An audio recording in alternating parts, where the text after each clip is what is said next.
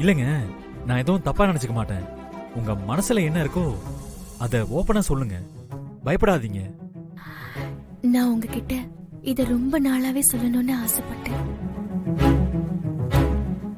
எப்படி சொல்றதுன்னு தெரியல. அன்னைக்கு பொண்ணு பார்க்க வந்தப்ப கூட இத பத்தி பேசணும்னு தான் உங்களுக்கு கால் பண்ணேன். பட் அப்போ இருந்த சூழ்நிலையில என்னால சொல்ல முடியல. ஆம், பரவாயில்ல, சொல்லுங்க. நான் உங்களை முதல்ல ஸ்கூல்ல பார்த்த அன்னைக்கு என்னோட ராசி பலன்ல உங்கள் மணாளனை சந்திப்பீர்கள்னு போட்டிருந்தது.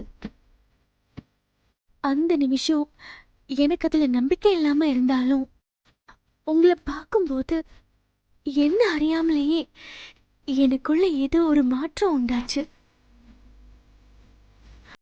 அப்பதான் என் மணவாளன் நீங்க தானே என் மனசுக்கு தோணுச்சு.